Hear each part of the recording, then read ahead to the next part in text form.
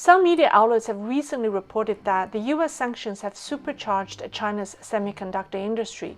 In response, Washington accelerated efforts to curb Beijing's chip ambition with more sanctions and export controls. But there is one area in which China has depended on the United States for its chip manufacturing that American mainstream media doesn't talk about. It's related to the trending crazy sand that's grabbed the attention of mainland Chinese people. Hi everyone, welcome to Lei's Real Talk. I'm Lei.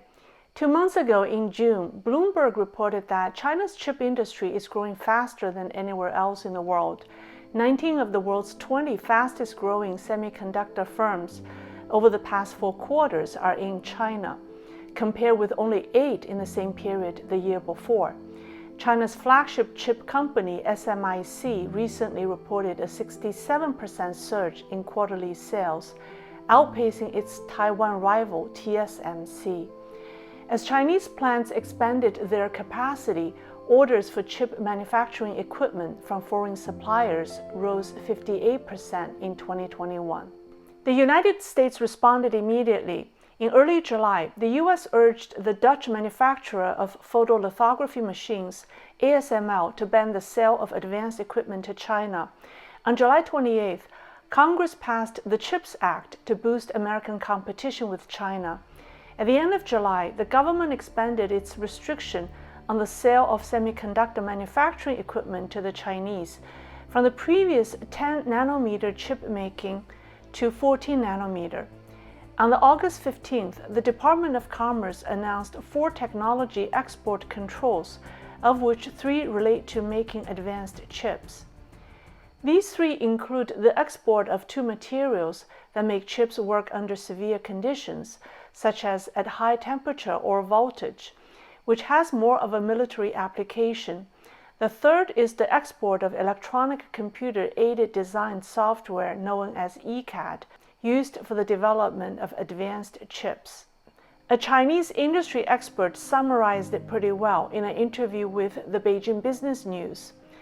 The U.S. ECAD control is to prevent China from having the tools to design advanced chips at 3 nanometers and below, to stop the Chinese design capability at 5 nanometers and the manufacturing capability at 7 nanometers.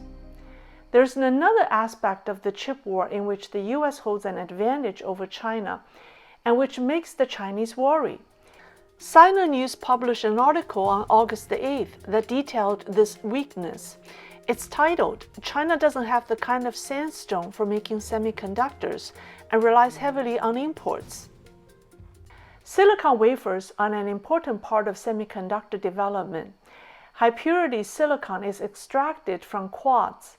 Quartz is found in sandstone, so the Chinese say that sandstone may become a strategic resource that determines the direction of the Sino-U.S. chip war. Among natural sands, only high-purity quartz sand containing 99.999% silicon or 5N degree of purity or higher meet the standard for semiconductor manufacturing. It has to be further purified and processed before a wafer can be made. The lowest acceptable purity for electronic-grade silicon is 9N degree of purity, 99 plus 7 decimal points. This means that for every billion atoms, only 1 non-silicon atom is allowed.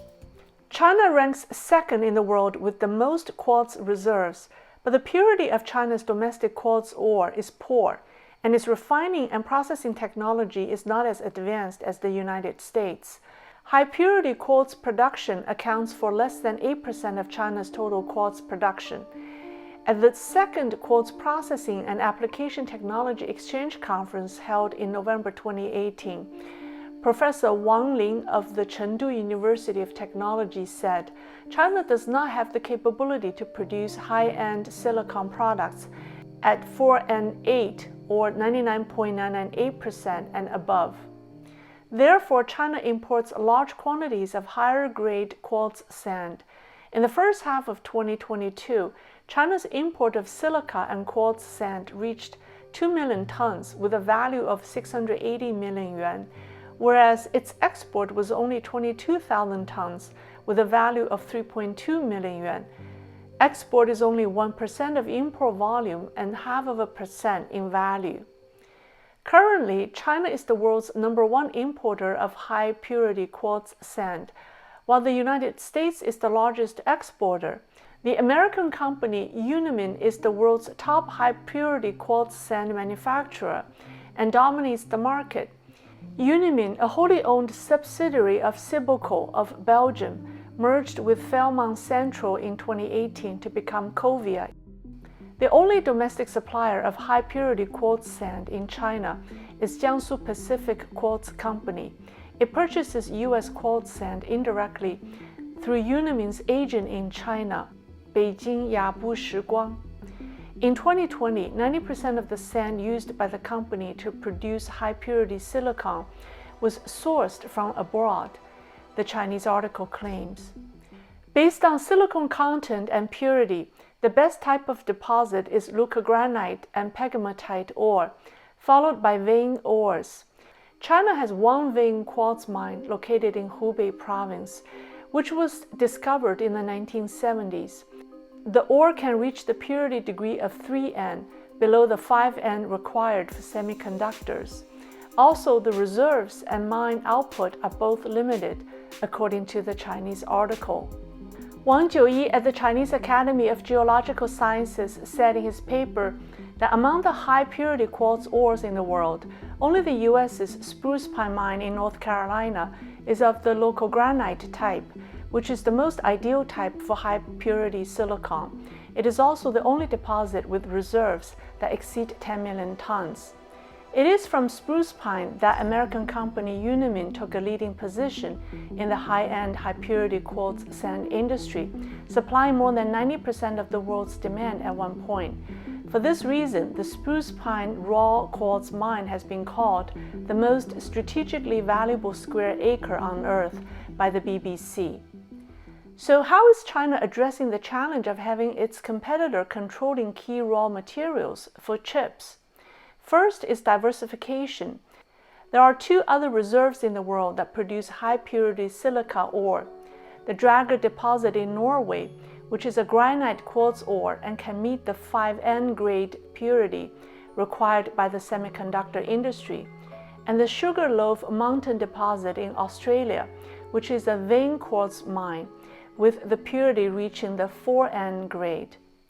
Chinese high-tech companies are also developing synthetic high-purity quartz.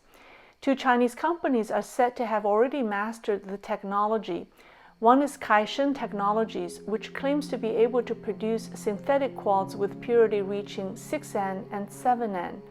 The company is planning to start production of synthetic quartz in the second half of 2023. Kaishen is a wholly owned subsidiary of China National Building Materials Group, one of the world's Fortune 500 companies and a state-owned enterprise. The other company is Fei Lihua, China's only quartz fiber supplier in the domestic aerospace and defense military industry, and the only company of its kind that has passed the 3 international semiconductor OEM certifications. The company announced in February that one of its subsidiaries intends to raise 300 million yuan to build a new 20,000 tons per year ultra-high purity quartz sand production. As an important raw material, high-purity quartz sand is also used in optical fiber and photovoltaic equipment. In particular, the rapid boom of the photovoltaic market has benefited high-purity quartz sand companies. The Chinese have sensed the wave coming, and some Chinese media call it the crazy sand wave. The stock of Jiangsu Pacific Quartz has grown 600% since the second half of last year. As the result of the stock price surge, the company announced on August 6 a compulsory surrender of its convertible bonds because the price of the bond grew 10 times in the past 2 years. It is indeed a crazy Chinese sandstorm, isn't it? Is the United States ready? That's all for today. Thank you for watching. See you next time.